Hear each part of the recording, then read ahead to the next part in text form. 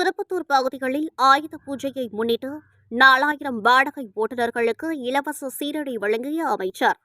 சிவகங்கை மாவட்டம் திருப்பத்தூரில் ஆயுத பூஜையை முன்னிட்டு கூட்டுறவுத்துறை அமைச்சர் KR பெரியகருப்பன் சார்பில் 19வது ஆண்டாக இலவச சீருடை வழங்கும் நிகழ்ச்சி நடைபெற்றது.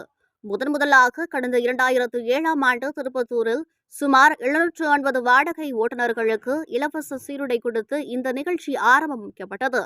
தற்பொழுது 19வது ஆண்டாக திருப்பத்தூர் சட்டமன்ற தொகுதிக்கு உட்பட்ட சுமார் 4000க்கும் மேற்பட்ட auto, car, Tata AC, lorry, அவசர ஊர்தி, தண்ணீர் வண்டி உள்ளிட்ட பல்வேறு வாடகை ஓட்டுநர்களுக்கு இலவச சீருடை மற்றும் ரொக்கம் வழங்கும் நிகழ்ச்சி நடைபெற்றது.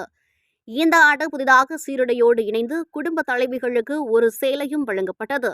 இந்த நிகழ்ச்சியில் கூட்டுறவுத்துறை அமைச்சர் பெரியகருப்பன் பேசுகையில், உங்களின் உழைப்புக்கு ஒரு ஊக்கத்தை தருகின்ற வகையில் இந்த சீருடைகள் வழங்கப்படுகிறது.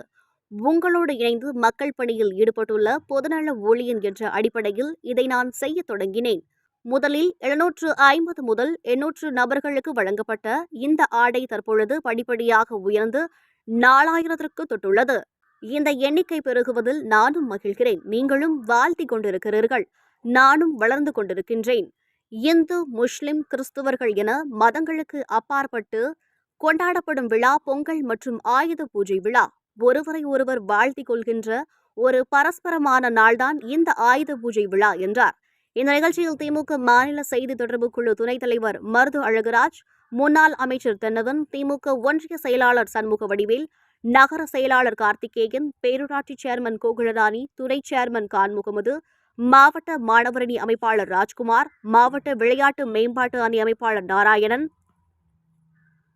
முன்னாள் ஒன்றிய கவுன்சிலர் சகாதேவன், தேவாரம்பூர் ராமநாதன், ஹலோ குமார், 6வது வார்டு ஹரி, புதுத்தெரு முருகேசன், ஜகவர் சிவா, கணேசன் உட்பட பலருடன் இருந்தனர்.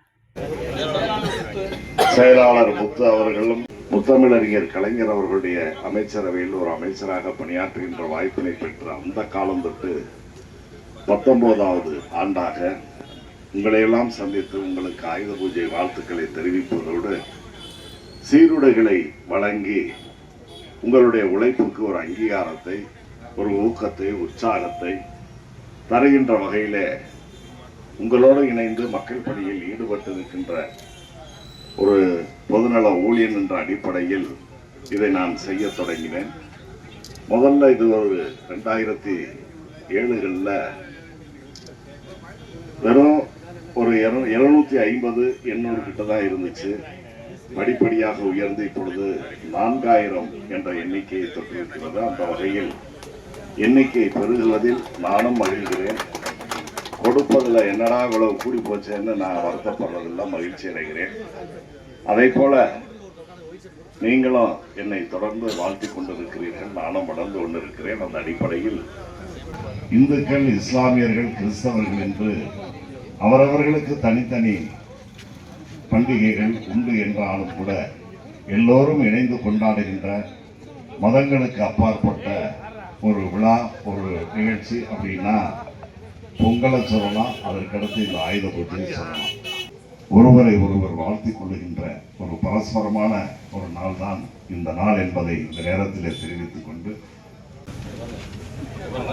நம்ம சீருடை ப்ளஸ் 200 தான் கொடுத்தா இந்த சீருடையோட குடும்ப தலைவிகளுக்கு உணவைக்கு இதில் சேர்த்து சந்தோஷம்.